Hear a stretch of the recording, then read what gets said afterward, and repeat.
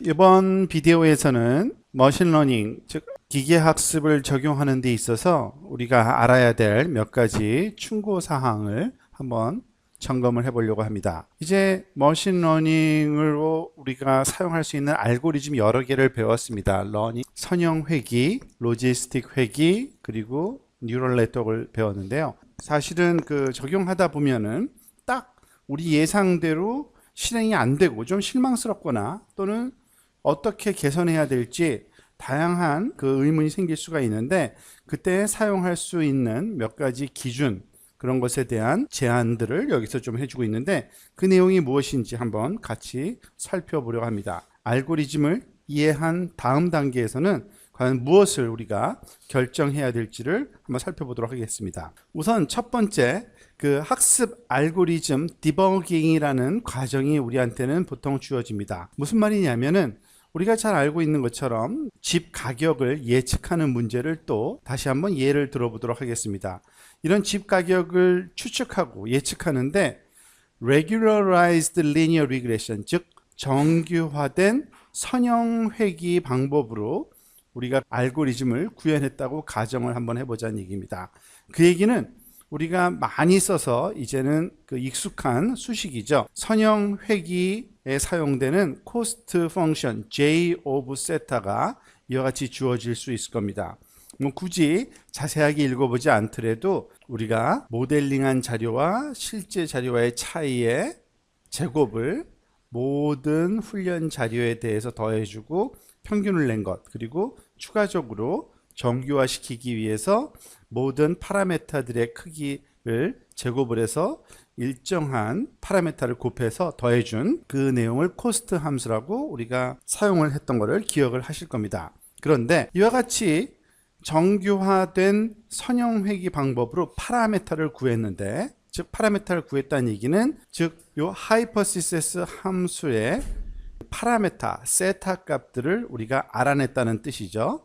자, 이 세타를 가지고서 새로운 집들의 자료에 대해서 한번 적용을 해봤어요. 그런데 그 추측된 값이 우리가 받아들이기 힘들 정도로 큰 오차를 만들어낸다. 그러면은 무언가가 문제가 있는 겁니다. 그러면 어떻게 이제 다음에는 무엇을 해야 될지 우리가 한번 생각을 해봐야 되는데, 제일 먼저 아마 생각할 수 있는 것이 더 많은 자료를 훈련 자료를 얻는 것을 생각할 수가 있습니다.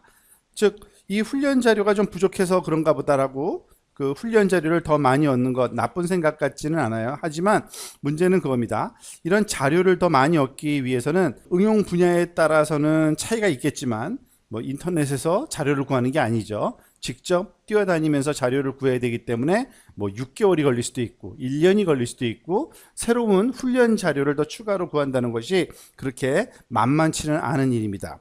그럼 또 어떤 일을 생각할 수 있을까요? 보통은 특징 벡터가 너무나도 많을 경우에도 문제가 발생할 수 있기 때문에 우리가 쓸모있는 작은 섭 그룹만 특징 집합을 뽑아내서 시도할 수도 있다는 얘기입니다.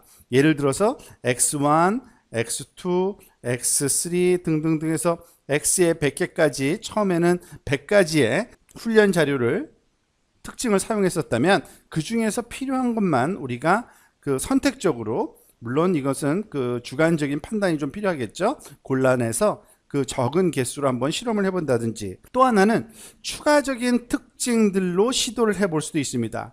즉 집 가격을 예측하는 문제에서 집 크기만으로는 부족하다는 생각에서 방의 개수, 또는 지은 지 얼마가 됐는지, 집의 나이, 그리고 앞면과 옆면의 크기 비율 등등 다양한 그러한 특징들을 더 추가적으로 넣어서, 즉 정보를 좀 더 추가해서 작업을 할 수도 있겠고요. 또 하나 우리가 또 생각할 수 있는 게, 이것을 non-linear한 그러한 성분이 좀 있나 보다 해서 고차원 항들을 추가해 보는 것도 한 방법일 겁니다. 즉 x1의 제곱, x2의 제곱 또는 x1, x2 등을 더 추가하는 방법이겠죠. 즉 x1, x2로만 구성된 1차 항이 아니라 제곱항까지도 포함시켜보는 이러한 방법을 쓰면 더 좋아질 수도 있을 거예요. 그죠? 그리고 또 우리가 잘 아는 것처럼 지금 이거는 어차피 정규화 과정을 거치는 거기 때문에 그 람다 값이 정규화 정도를 조절할 수가 있는데 람다를 좀 감소시켜 본다든지 또는 람다를 좀 키워 본다든지 크게 한다든지 다양한 방법을 한번 생각해 볼 수가 있습니다. 자, 그런데 어떤 방법을 먼저 써야 될까요? 그냥 기분 내키는 대로 이걸 해보고 저걸 해보고 한다고 되는 게 아니겠죠.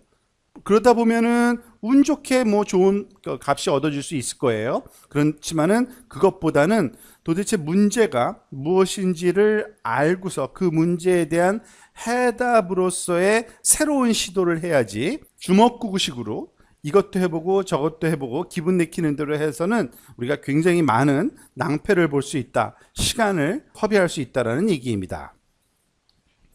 자, 그러면은 기계학습에 진단이라는 그런 과정이 필요하다는 얘기인데요. 보통 우리가 진단, 디아그노스틱이라 그래가지고 병원에 환자가 아픈 데를 검사받으러 가면은 의사가 그 환자의 여러 가지 상태를 보고 진단을 내리죠. 그와 마찬가지로 알고리즘도, 기계학습 알고리즘도 우리가 진단을 내릴 수가 있습니다. 무슨 말이냐면 그 학습 알고리즘에서 가지고 있는 어떤 무엇이 작동하고 그리고 또 무엇이 작동하지 않는지에 대해서 그리고 또 그 성능을 어떻게 하면 최대로 개선할 수 있는지에 대한 안내를 얻을 수 있는 그런 통찰을 얻기 위해서 여러분들이 실행할 수 있는 실험들을 보통 우리가 진단이라고 합니다.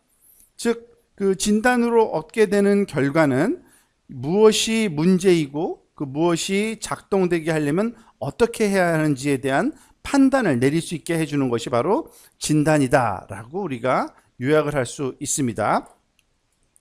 그런 그 머신러닝에서의 진단 같은 경우에는 사실은 그 진단을 구현하는 것 자체가 시간이 좀 걸립니다. 물론 시간이 걸릴 수는 있지만 이와 같은 진단에 시간을 쏟는 것은 그 시간을 허비하는 게 아니고 시간을 가장 잘 사용하는 효율적으로 우리가 사용하는 상황일 수 있기 때문에 임의로 모든 판단을 내리는 것이 아니라 정확한 진단을 내릴 수 있는 방법론을 우리가 알고 있어야 되고 그 방법론에 따라서 진단을 해서 처방을 하는 이런 방식을 써야 된다는 얘기죠.